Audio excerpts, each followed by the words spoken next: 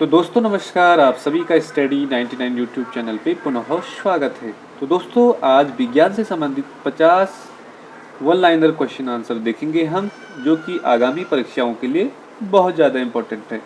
जैसे प्रयोगशाला सहायक है उसके लिए बहुत ज़्यादा इम्पोर्टेंट है, साथ ही एसएससी सीजीएल और भी जो परीक्षाएं हैं उत्तराखंड या अन्य राज्यों के लिए, उसके लिए भी बहुत ज़्यादा इम्पोर्टेंट है। तो चलो स्टार्ट करते हैं। पहला क्वेश्चन है यहाँ पे, मक्खियों का प्रजनन कौन सा प्रबंध कहलाता है? तो दोस्तों मक्खियों का जो प्रजनन होता है वो एपीकल्चर के अंतर्गत होता है।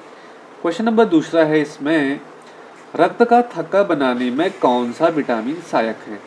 तो दोस्तों रक्त का थक्का बनाने में विटामिन के सहायक है, मोस्ट इंपॉर्टेंट। बढ़ते अगले क्वेश्चन में, क्वेश्चन नंबर तीसरा, कैल्शियम एल्यूमिनेट तथा कैल्शियम सिलिकेट का मिश्रण कहलाता है?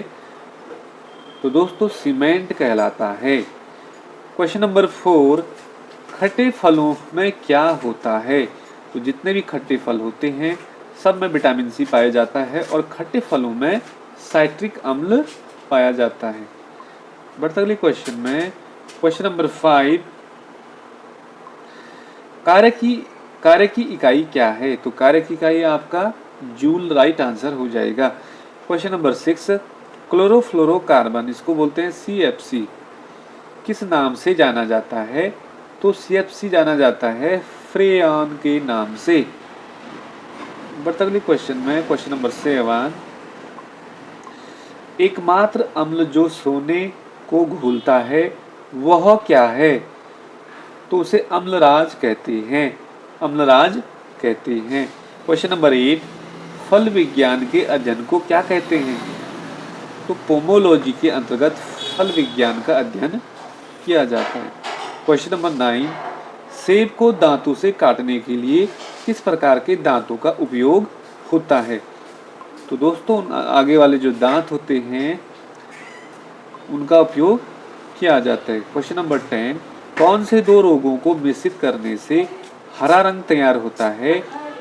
दो रंगों को, तो नारंगी और बैगनी रंग को हम जब आपस में मिलाएंगे तो हरा रंग प्राप्त होगा।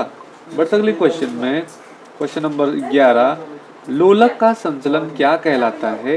तो दोस्तों लोलक का जो संचलन दोलन गति कहलाती है। क्वेश्चन नंबर 12, वायुमंडल में उपस्थित कुल गैसों का कितना प्रतिशत नाइट्रोजन है?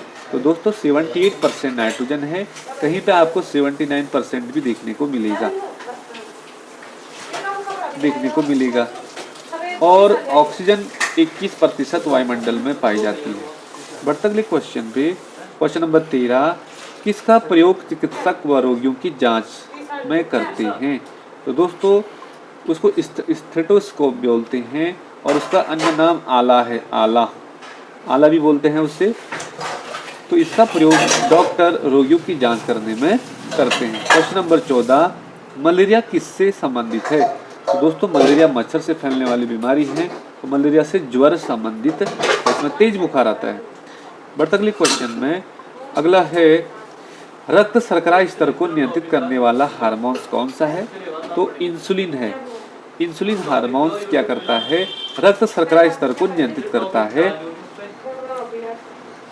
बढ़ते अगले क्वेश्चन, अगला क्वेश्चन है,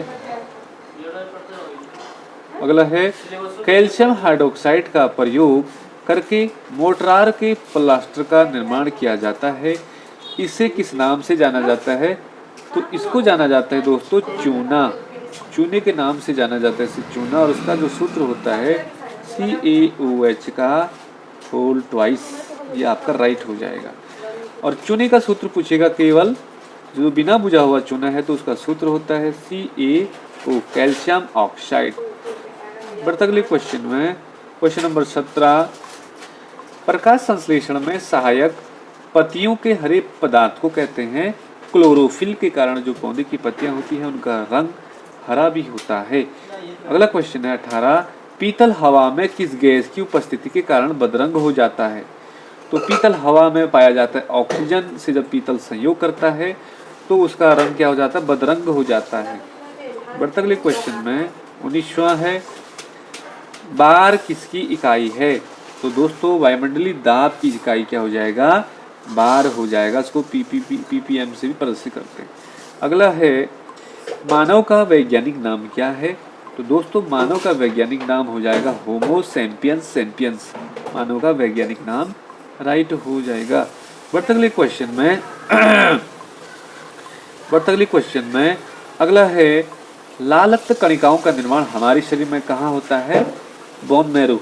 तो बोन मैरो जो अस्थि मज्जा है वहां पे आरबीसी का निर्माण होता है। और आरबीसी का जो जीवन काल होता है 120 दिन होता है। बढ़ते अगले क्वेश्चन में अगला है चेचक किसके कारण होता है? तो वेरियोला वायरस जो होता है दोस्तों चेचक वायरस जनित बीमारी है। अगला क्वेश्चन है प्रतिरोध की एसआई यूनिट क्या है? तो दोस्तों प्रतिरोध की एसआई यूनिट हो जाएगा आपका ओम। इसको ओम इस तरह से भी लिखते हैं। अगला है सबसे व्यस्त मानव अंग कौन सा है? तो दोस्तों हार्ट भी बोलते हैं उसको। जो दिल है ना, ये सबसे व्यस्त अंग है मानव का। बढ़ते अगले क्वेश्चन में अगला है बेकरी में साधारण तथा उपयोग किए जाने वाला बेकिंग सोडा वास्तव में क्या है? तो सोडियम बाइकार्बोनेट है और इसका सूत्र होता है बेकिंग सोडा का NaCO3। ये इसका सूत्र होता है NaHCO3 सोडियम बाइकार्बोनेट। बढ़ते अगले क्वेश्चन में अगला है पेसमेकर क्या है? तो दोस्तों पेसमेकर क्या होता है? ये हृदय की गति को नियंत्रित करने वाला एक यंत्र होता है। क्वेश्चन नंबर 27 आनुवंशिकता की इकाई क्या है? तो आनुवंशिकता की इकाई जीन है। जीन शब्द जॉनसन ने दिया था। और आनुवंशिकता की खोज किसने की? तो ये किया आपका जी जे मेंडल ने आनुवंशिकता की खोज की। बढ़ते अगले क्वेश्चन में अगला है 29वां क्वेश्चन है कोशिका की झिल्ली कहाँ पाई जाती है? तो कोशिका झिल्ली आपकी पादप एवं पशु कोशिका जंतु कोशिका दोनों में पाई जाती है। अगला क्वेश्चन है आपका पानी की स्थायी कठोरता दूर किससे की जाती है? तो दोस्तों ये पोटेशियम परमैंगनेट को डालकर पानी की स्थायी कठोरता को दूर किया जाता है। बढ़ते अगले क्वेश्चन में क्वेश्चन नंबर 31 पानी का अधिकतम घनत्व क्या होता है? तो दोस्तों पानी का जो अधिकतम घनत्व होता है वो 4 डिग्री सेल्सियस होता है। 4 डिग्री सेल्सियस। निकट दृष्टि दोष दूर करने के लिए अवतल लेंस का प्रयोग किया जाता है निकट दृष्टि दोष में।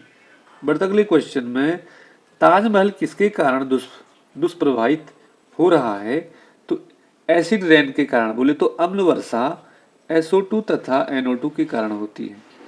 SO2 तथा NO2 के कारण अम्ल वर्षा होती है और उसे एसिड रेन कहते हैं। इससे ताजमहल को नुकसान हो रहा है।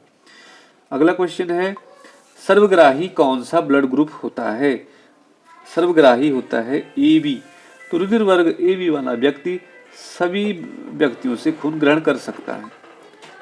बढ़ते अगले क्वेश्चन में शरीर के किस अंग में आयोडीन संचित रहता है? तो शरीर के किस अंग में आयोडीन संचित? तो थायराइड ग्लैंड में आयोडीन संचित रहता है और थायराइड ग्रंथि से थायरॉक्सिन हार्मोन्स का स्रावण होता है। अगला क्वेश्चन है 36वां समतल दर्पण की नाभिक कितनी होती है? तो दोस्तों ये अनंत होती इन्फिनिट होती है। समतल दर्पण की नाभिक कितनी होती है? इन्फिनिट होती है।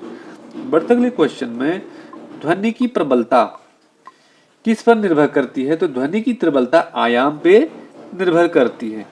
क्वेश्चन नंबर अगला चाय में कौन सा उत्तेजक विमान रहता है? तो दोस्तों चाय में कैफीन पाई जाती है। कैफीन आपका राइट आंसर हो जाएगा। बढ़ते अगले क्वेश्चन में फाइलेरिया रोग किसके कारण होता है? फाइलेरिया तो ये कृमि के द्वारा होता है। फाइलेरिया रोग कृमि के कारण होता है। विटामिन ए का रासायनिक नाम हो जाएगा रेटिनॉल। तो विटामिन ए का रासायनिक नाम हो जाएगा रेटिनॉल। और विटामिन ए की कमी से ब्लाइंडनेस होता है, रतौंधी रोग होता है। बढ़ते अगले क्वेश्चन में 41वां क्वेश्चन है क्रायोजेनिक इंजनों का अनुप्रयोग कहाँ किया जाता है? तो रॉकेट टेक्नोलॉजी में क्रायोजेनिक इंजनों का प्रयोग किया जाता है। अगला मोस्ट इंपोर्टेंट क्वेश्चन कि मानव रक्त का पीएच मान कितना होता है, तो 7.4 होता है। मानव रक्त का पीएच मान 7.4 होता है। और रक्त क्या है? एक, तो रक्त क्या हो जाएगा? एक तरल संयोजी ऊतक है। बढ़ते अगले क्वेश्चन में। अगला क्वेश्चन है मनुष्य की आहार नाल के किस भाग में कोई एंजाइम नहीं पाया जाता है? तो दोस्तों जो ग्रेशनी वाला जो पार्ट्स होता है, ग्रास नली, वहां पे कोई भी एंजाइम्स नहीं पाए जाते हैं। अगला है रुधिर किस प्रकार का एक ऊतक है? अभी बताया मैंने। तो कनेक्टिव टिश्यू रुधिर एक तरल संयोजी ऊतक है। बढ़ते अगले क्वेश्चन में। अगला है साइटोकाइनेसिस में किसका विभाजन होता है? तो कोशिका द्रव्य का विभाजन होता है। सांप का जहर क्या है? तो सांप का जहर क्या है? एक प्रोटीन है उसमें। बढ़ते अगले क्वेश्चन में। अगले पॉइंट पे 47 फूलों के अध्ययन को कहा जाता है? तो दोस्तों फूलों के अध्ययन को एंथोलॉजी कहा जाता है और फलों के अध्ययन को कहा जाता है पोमोलॉजी। क्वेश्चन नंबर 48 मानव शरीर में सबसे अधिक मात्रा में पाया जाता है? तो दोस्तों मानव शरीर में सबसे अधिक मात्रा में ऑक्सीजन पाया जाता है। क्वेश्चन नंबर अगला 49 मनुष्य के रक्तचाप को किस धमनी में मापा जाता है? तो ये ब्रैंकियल जो धमनी होती है इसमें मनुष्य के रक्तचाप को मापा जाता है। अगला है हास्य का रासायनिक नाम क्या है? तो नाइट्रस ऑक्साइड होता है। और दोस्तों इसका जो सूत्र होता है, नाइट्रस ऑक्साइड का जो सूत्र होता है ये होता है N2O। तो आई होप आपको ये 50 क्वेश्चन बहुत अच्छे लगे होंगे। तो थैंक यू, मिलता है अगले वीडियो में। Bye bye.